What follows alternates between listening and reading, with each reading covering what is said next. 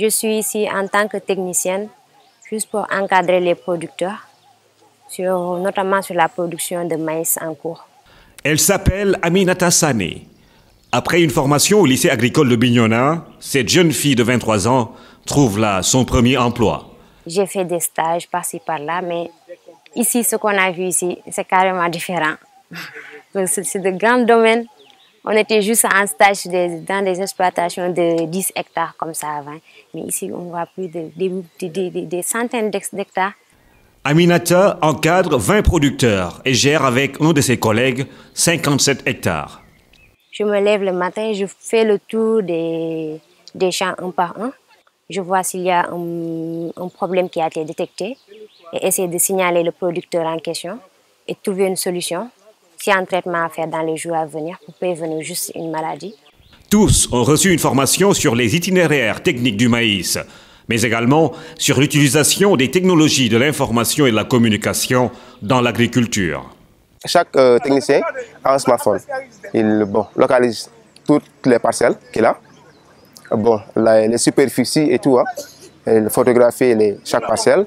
Et fiches de suivi pour les parcelles. C'est-à-dire, si on rencontre des maladies, ou bien on a fait des remarques par rapport à la spéculation, on les photographie, on fait des observations et on synchronise, on envoie. Après plusieurs années d'études, ces jeunes s'interrogeaient sur leur insertion professionnelle. Nous étions à la recherche de l'emploi, donc ça tombe bien. Et ça, c'est une opportunité pour acquérir de l'expérience, surtout venir dans une zone.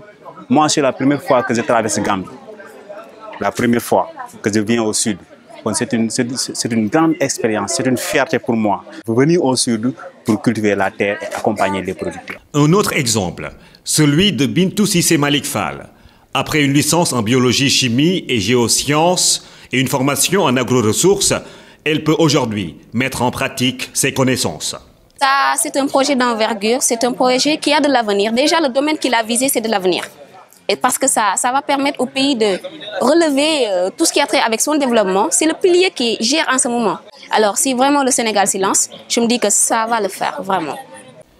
Une conviction qu'elle partage avec le groupe de jeunes étudiants sortis de l'université Cheikh Anta Diop de Dakar ou de l'université Gaston Berger de Saint-Louis. On a choisi pourquoi pas de faire l'agriculture et de développer l'agriculture de notre pays. Nous tous espérons que ce projet aboutisse et de faire entrer d'autres jeunes comme nous dans ce projet. Une bonne partie de ces jeunes découvrent pour la première fois la Casamance. Le milieu agricole, c'est pas à Dakar, c'est dans les régions. Voilà, faire une découverte, c'est pas diable. On peut vivre ici et travailler ici. À l'université, on a fait aussi des sorties dans la vallée et j'étais avec les producteurs pendant un mois. J'ai dormi avec eux, j'ai partagé les mêmes plats avec eux. On est allés ensemble dans les parcelles, on a travaillé. Me réveiller dans un village, non.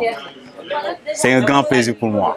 Ces premiers recrues jeunes affichent leur fierté et veulent être les pionniers de l'émergence agricole au Sénégal. Le slogan de notre école, c'est vivre de l'agriculture, c'est possible. Un de nos professeurs qui nous disait, vous serez les révolutionnaires de l'agriculture.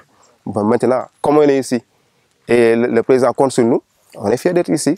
Et c'est sûr qu'on va relever le défi là. En visite sur les lieux, le ministre de la Jeunesse s'est dit rassuré. Au moment où certains en doutaient, aujourd'hui, voici la preuve que ça existe et que ce n'est pas des chimères et que ce n'est pas des idées.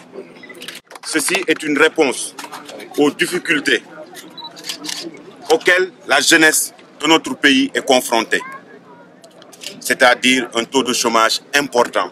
Je partage avec ces jeunes-là la même passion de l'agriculture et je leur disais que produire ce que nous mangeons est un acte de souveraineté et manger ce que nous produisons est un acte de civisme. Ces jeunes techniciens agricoles sont convaincus de la réussite du PRODAC. Ils se félicitent du choix du chef de l'État de faire de l'agriculture une réponse à l'emploi et à l'entrepreneuriat jeune.